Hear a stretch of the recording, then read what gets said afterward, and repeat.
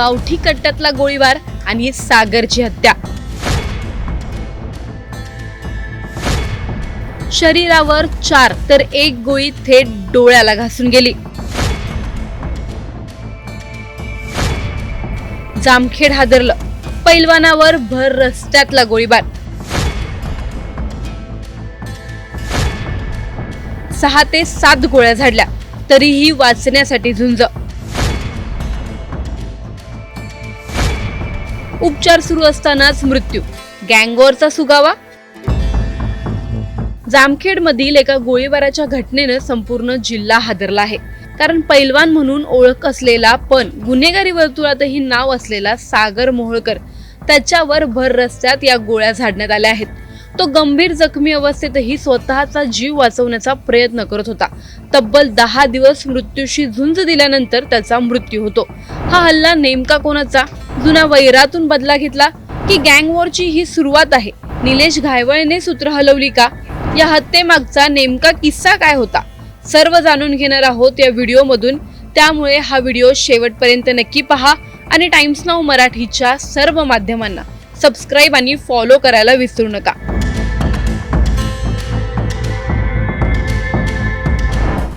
4 मार्चच्या संध्याकाळी जामखेड शहरात एक धक्कादायक घटना घडली। नुरानी कॉलनी परिसरात सागर मोहोळकर हा आपल्या घरी जात असताना अचानक बाईकवर आलेल्या 2 हल्लेखोरांनी त्याच्यावर गावठी कट्ट्यातून अंधाधुंद गोळीबार केला। सागरवर तब्बल 6 ते 7 राऊंड फायर करण्यात आले। गोळ्या त्याच्या मानेवर, छातीवर आणि चेहऱ्यावर लागल्या। 1 गोळी तर डोळ्याला चाटून गेली। या भीषण हल्ल्यानंतरही सागर हार मानत नव्हता। रक्ताच्या थारोळ्यात पडलेला असताना तो स्वतःच्या चेहऱ्यात अडकलेली गोळी हाताने काढण्याचा प्रयत्न करत होता। आसपास लोकांची गर्दी झाली होती, पण प्रत्येक सेकंद त्याच्यासाठी जीव आणि मृत्यूचा संघर्ष बनला होता। घटनेची माहिती मिळताच जामखेड पोलिसांनी तातडीने घटनास्थळी धाव घेतली। सागरला प्रथम स्थानिक रुग्णालयात, त्यानंतर जिल्हा रुग्णालयात आणि शेवटी पुण्याच्या ससून रुग्णालयात हलवण्यात आलं। जवळपास 10 दिवस त्याच्यावर उपचार सुरू होते। 2 गोळ्या शस्त्रक्रियेद्वारे काढण्यात आल्या, पण उर्वरित गोळ्या काढणं डॉक्टरांसाठी धोकादायक ठरत होतं। अखेर 16 मार्चला सागरची मृत्यूशी झालेली झुंज थांबली। दरम्यान पोलिसांचा तपासही वेगाने सुरू होता। घटनास्थळावरील पुरावे, सीसीटीव्ही फुटेज आणि तांत्रिक माहितीच्या आधारे पोलिसांनी अभिमन्यू पोते या संशयिताला ताब्यात घेतलं। चौकशीतून समोर आलं की हा हल्ला एकट्याने नव्हे तर त्याच्या 3 साथीदारांसोबत मिळून करण्यात आला होता। चार्ली उर्फ माऊली उर्फ ज्ञानेश्वर साठे, रोहित आखाडे आणि चिन्या हे 3 जण या हल्ल्यात सहभागी असल्याचं समोर येतं।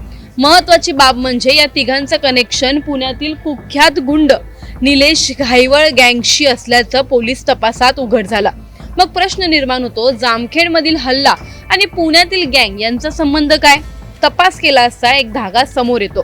काही महिन्यांपूर्वी धाराशिव जिल्ह्यातील एका जत्रेत सागर मोहोळकर आणि निलेश घायवळ यांच्यात वाद झाला होता। गर्दीत सागरने थेट घायवळवर हल्ला केल्याची चर्चा होती। निलेश घायवळच्या कानशिलात लगावली होती। या घटनेनंतर दोघांमध्ये वैर निर्माण झालं होतं।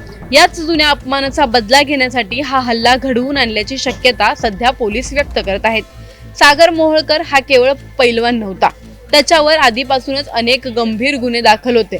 दहशत माजवणं, मारहाण, अगदी खुनाचे आरोपही त्याच्यावर होते। काही काळ तो तुरुंगातही होता। नुकताच जामिनावर बाहेर आल्यानंतर त्याचं वागणं अधिक बिघडल्याचंही समोर आलं। त्याच्या वडिलांनी सुद्धा काही दिवसांपूर्वी पोलिसात तक्रार दिली होती की सागर नशेत घरी येऊन गोंधळ घालतो। या सगळ्या पार्श्वभूमीवर हा हल्ला केवळ वैयक्तिक वैर आहे की मोठ्या गँग वॉरची सुरुवात, याकडे आता सर्वांचं लक्ष लागलं आहे। पण या घटनेनंतर अनेक प्रश्न उभे राहतात।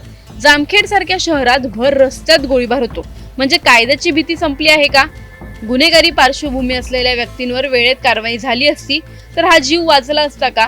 निलेश घायवळ गँगचं नाव पुन्हा पुन्हा समोर येतंय। मग ही गँग नेमकी किती मजबूत झाली आहे? फरार आरोपी अजूनही मोकाट फिरत असतील तर नागरिक सुरक्षित आहेत का? हा फक्त बदला होता की येणाऱ्या मोठ्या गँग वॉरची ही सुरुवात आहे? पोलिसांकडून पुढे कोणती मोठी कारवाई होणार? पुण्यातून सुरू झालेली गँग आता नगर जामखेड पर्यंत पोहोचली आहे का? आणि पुढचा टार्गेट कोण? तुम्हाला या प्रकरणी काय वाटतं? आम्हाला कमेंट मध्ये नक्की कळवा। व्हिडिओ आवडल्यास लाईक व शेअर करायला विसरू नका। तसंच अशा नवनवीन अपडेट व माहितीपूर्ण व्हिडिओसाठी टाइम्स नाऊ मराठीला नक्की फॉलो करा।